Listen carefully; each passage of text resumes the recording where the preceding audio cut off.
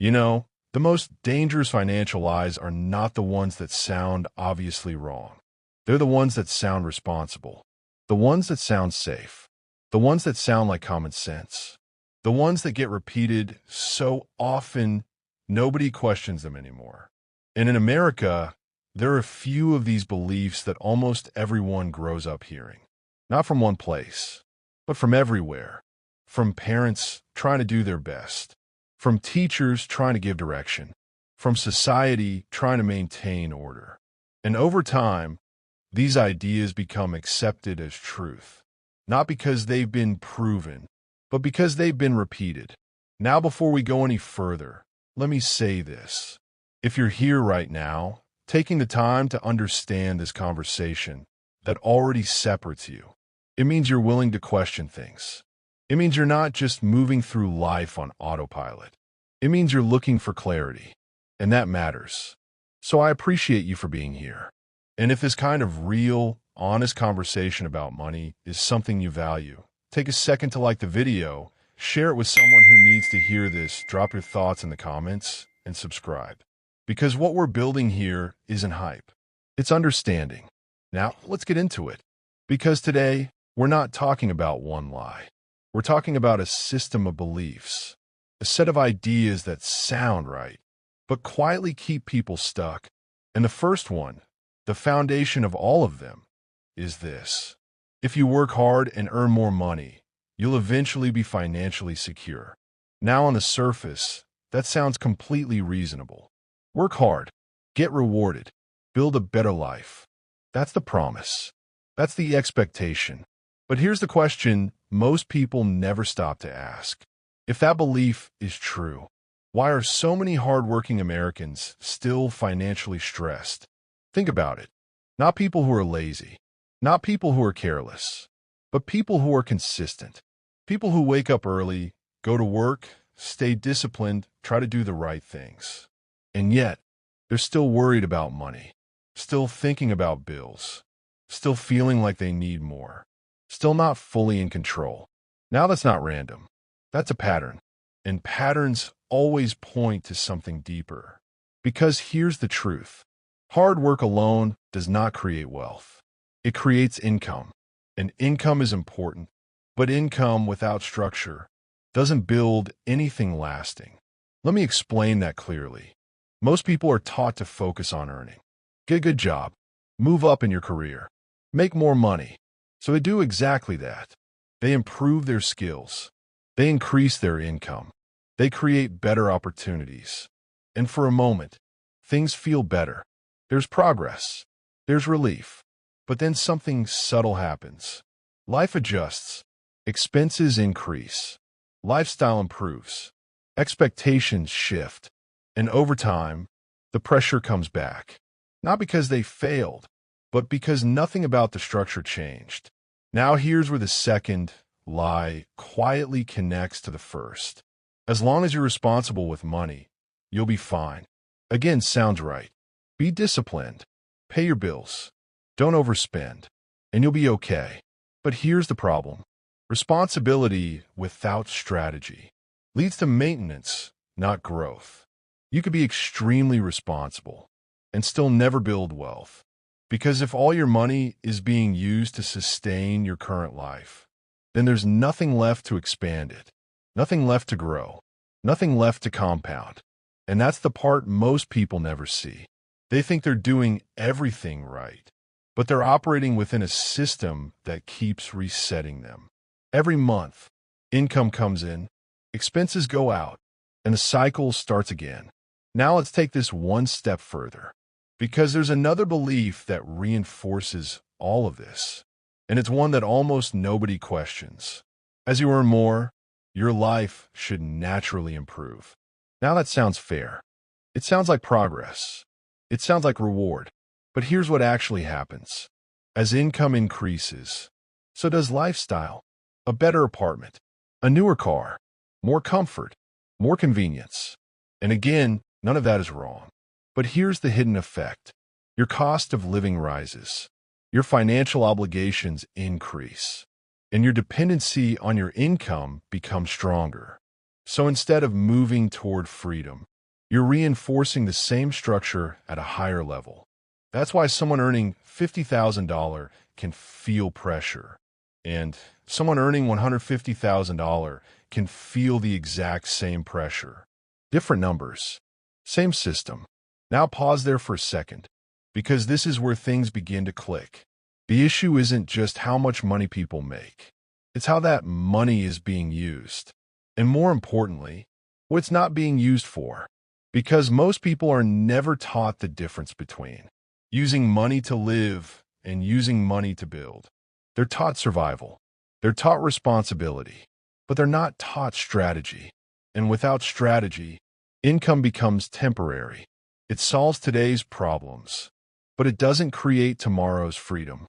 Now let me introduce you to another quiet lie. One that sounds productive, but keeps people stuck. If you stay busy and keep working, you're moving forward.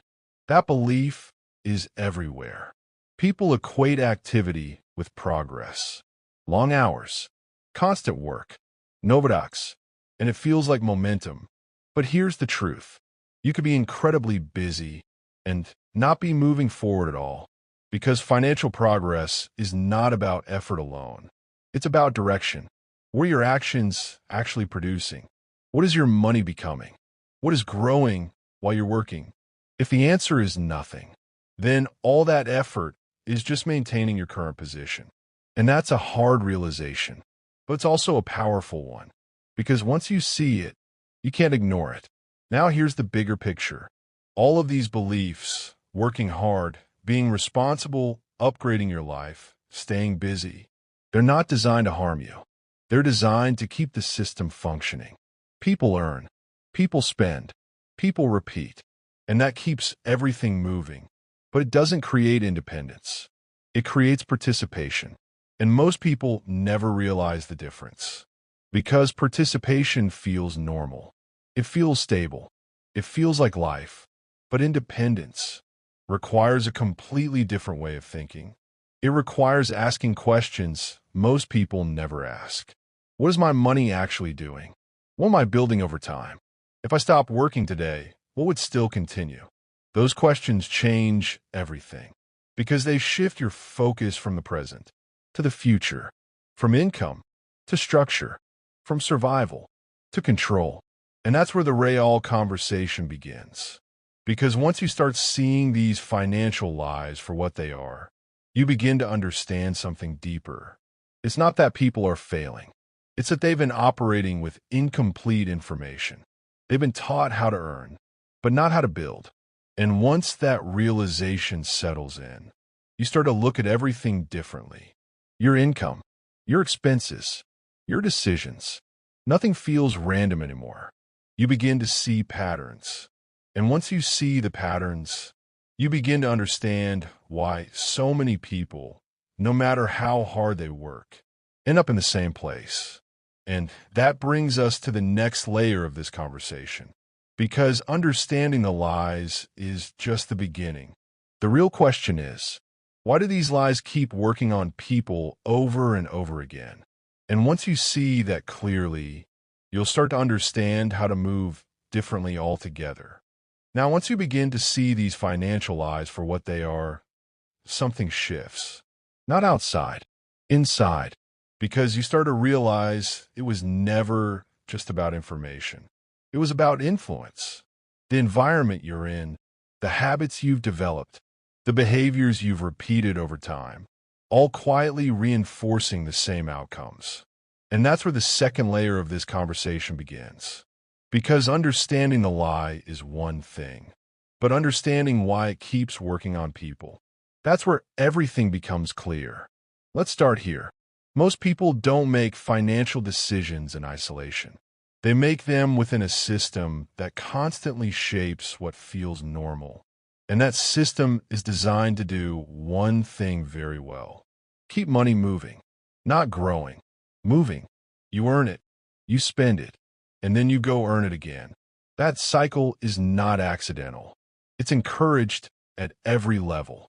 Think about how quickly money leaves your hands the moment it arrives. Your paycheck hits, and almost immediately, it's already divided. Housing, transportation, food, utilities, insurance, before you've even had time to think. Most of your income already has a destination.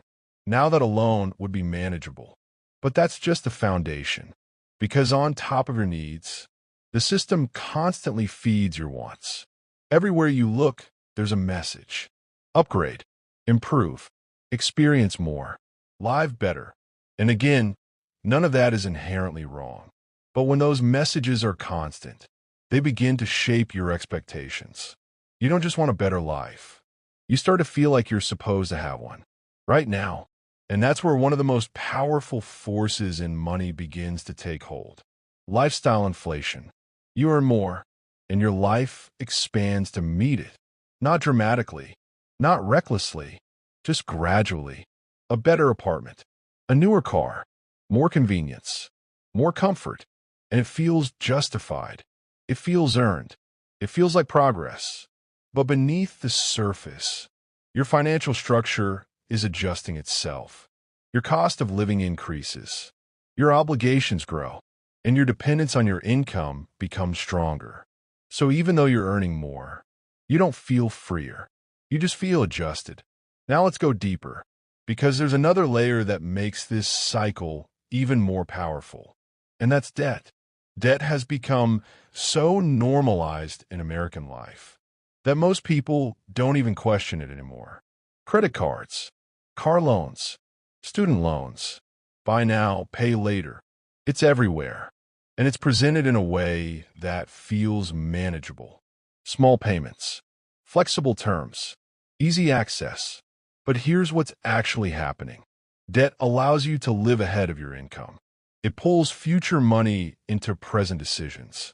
So instead of your future income being available to build wealth, it's already committed to maintaining your past choices. And when enough of those commitments stack up, you lose flexibility. You lose options, because a large portion of what you earn is already spoken for. Now, combine that with lifestyle inflation, and you begin to see the full picture. More income, higher expenses, more obligations, and less control. Now here's where it gets even more interesting, because it's not just about the system. It's also about behavior, human behavior. And this is where most people underestimate the problem, because money is not just logical. It's emotional. People don't just spend based on need. They spend based on how they feel. Let me show you what that looks like. Someone gets a raise. That should be an opportunity to build. But emotionally, it feels like a reward. So they celebrate. They upgrade something. They enjoy it. And again, nothing wrong with that. But if every increase in income is followed by an increase in lifestyle, then nothing changes structurally. Now let's add another layer. Comparison. Whether people admit it or not, they are constantly measuring themselves against others. What they drive, where they live, how they travel. And in today's world, that comparison is amplified. Social media shows you the highlight reel, the wins, the upgrades, the visible success. And over time, that creates pressure, subtle pressure, to keep up, to not feel behind, to match a standard that may not even be real. So decisions start to shift. You're not just spending for yourself anymore. You're spending to feel aligned with what you think life should look like. And that's powerful, because now your financial decisions are being influenced by perception, not just reality. Now combine all of this, a system that encourages spending, easy access to borrowed money, lifestyle expectations constantly rising, emotional decision-making, social comparison, and you start to understand something clearly. This cycle is not random. It's predictable, and that's why it keeps happening. Across different incomes, different backgrounds, different lifestyles, same outcome. People earning, but not building. Now here's where most people get stuck. Even when they start to see this, they don't change. Not immediately. Because awareness and behavior are not the same thing. You can know what's happening and still repeat the same patterns. Why? Because habits are strong. Comfort is powerful, and change requires intention. Let me give you a simple example. You know you should invest. You know you should save more. You know you should be more intentional with your money. But then life happens. A new expense, a new desire, a moment of convenience. And just like that, you fall back into the same pattern. Not because you don't understand, but because you haven't changed the structure. And this is the key point. Behavior follows structure. If your environment, your habits, and your systems don't change, your outcomes won't either. So real change doesn't come from knowing more. It comes from doing things differently, consistently. Now here's something deeper. Comfort is one of the biggest reasons people stay stuck. Not struggle, comfort. Because when life is manageable, there's no urgency to change. You're not thriving, but you're not collapsing either. So you delay. I'll figure it out later. I'll start when things calm down. I'll get serious when I earn more. But later keeps moving. And before you realize it, years have passed. Income has increased, but the structure hasn't. Now here's the turning point. Once you understand the system, and once you recognize your own patterns, you reach a moment of choice. You can continue operating the same way, or you can begin to move differently. And that's not about perfection. It's about awareness followed by action. Small shifts, consistent decisions, intentional changes. Because once you start making those shifts, something begins to happen. You create space. Space between impulse and action. Space to think before you spend. Space to direct your money instead of reacting with it. And that space is where control begins. Not complete control overnight, but real, growing control. And once you experience that, even in small ways, you start to realize something powerful. You're not as stuck as you thought. You're just operating within patterns that can be changed. And that leads us into the final and most important part of this conversation. Because once you understand the lies, and once you see the system and behaviors clearly, the next question becomes, what actually works? What actually builds wealth? What actually creates freedom? What actually allows you to step out of this cycle and move in a completely different direction? Because that's where everything starts to come together. And once you see that clearly, you don't just understand money differently, you start to live differently. Now here's where everything comes together. Because once you've seen the lies, and once you've understood the system and the behaviors behind it, there's only one question left that really matters. What actually works? Not theory, not hype, not shortcuts, but real, repeatable principles that build something solid over time. Because here's the truth most people never get taught clearly. Wealth is not created by chance. It's created by structure. And once you understand that, everything starts to simplify. Not easy, but clear. Let's start with the most important shift of all. Every dollar that comes into your life has a role. Whether you assign it or not, it will either be used to maintain your life, or it will be used to build your future. And for most people, it's automatically used for maintenance, bills, lifestyle, comfort, convenience. Again, nothing wrong with any of that. But if that's all your money ever does, then nothing grows, nothing compounds, nothing changes long term. So the first principle is this. You must begin directing your money intentionally, not guessing, not hoping, but deciding. Because money that is not directed will always drift, and it usually drifts toward consumption. Now here's where we get practical. The first step is control. You have to know where your money is going.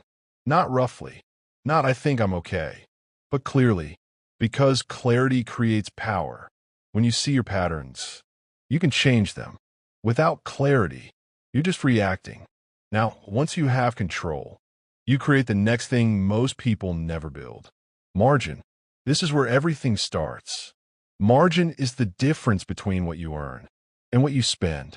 And most people have little to none. Because as income increases, so does lifestyle. So nothing is left. But margin changes everything, because margin gives you options. It gives you space to think, space to invest, space to build. And here's the key. Margin is not created by earning more. It's created by choosing to live below what you could afford. That's discipline. That's intentionality. And that's where most people separate, because it requires you to go against what feels normal. But once margin exists, you unlock the next level. Allocation. Now your money has somewhere to go, beyond just maintaining your life. And this is where wealth actually begins. Because now, you can convert income into assets. Things that grow. Things that produce. Things that continue working, even when you're not. And that's the real shift. From working for money, to having money work for you. Now let's talk about what that actually looks like. You consistently take a portion of your income and direct it into things that have the ability to grow over time. Investments, assets, opportunities that produce value. And here's where most people underestimate the process. They think it has to be big. They think it has to be perfect. They think timing matters more than consistency. It doesn't. What matters is repetition. Small, consistent actions over a long period of time, because that's what activates the most powerful force in money. Compounding. Now, compounding is not exciting in the beginning. It feels slow, almost invisible. You invest a little, and nothing dramatic happens.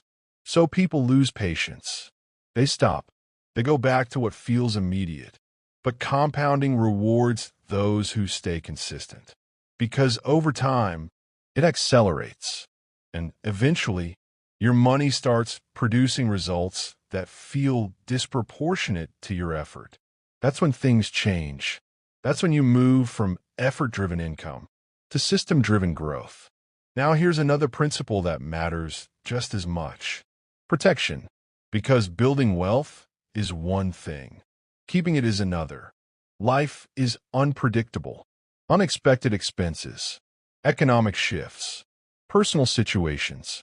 So part of your structure must include protection, emergency funds, diversification, basic safeguards. Not exciting, not glamorous, but necessary. Because without protection, one setback can erase years of progress. And the goal is not just to build, but to sustain. Now let's go deeper, because all of this only works if one thing is present. Consistency, not motivation, not inspiration. Consistency, doing the right things, even when it doesn't feel urgent, even when results aren't visible yet, even when nobody else is paying attention. Because this is where most people fall off. They start strong. They understand the principles, but they don't stay consistent long enough to see the results. And wealth requires time, not just time passing, but time combined with the right actions, repeated again and again. Now here's where the transformation becomes real. When you apply these principles over time, something begins to shift. At first, nothing looks different from the outside. You're still working, still living your life. But beneath the surface, something is building.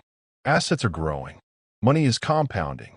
Your dependence on a single income starts to decrease. And then one day, you notice something. You're not as stressed about money. You're not reacting to every expense. You have breathing room, options. And that's the moment everything changes. Because you realize this was never just about money. It was about control. Control over your time. Control over your decisions. Control over your future. And that's what real wealth gives you. Not just the ability to buy things, but the ability to live without constant pressure, to make decisions without fear, to step back when needed, without everything falling apart. Now, compare that to the path most people stay on. Income increases, but so do expenses. Stress remains constant. Everything depends on the next paycheck. That's not freedom. That's maintenance at a higher level. But once you understand what actually works, you don't have to stay there. You can move differently. You can structure your money intentionally. You can build assets. You can let compounding work in your favor. You can protect what you build. And over time, you can create something most people never reach. Financial independence. Not overnight, not by luck, but by design. And here's the most powerful part of all of this. You don't need to be perfect to start. You don't need a massive income. You don't need to have everything figured out. You just need to begin. One decision, one shift, one intentional action, then another, and another. Because just like money compounds, so do your choices. And over time, those choices create a completely different outcome, a different life, a different level of peace, a different relationship with money. And that's the real takeaway. Not just that there are financial lies, but that you now have the awareness to see them. And more importantly, the ability to move beyond them. Because once you stop operating on what sounds right and start operating on what actually works, everything changes. Not instantly, but inevitably. And that's how real wealth is built. Quietly, intentionally, and powerfully over time.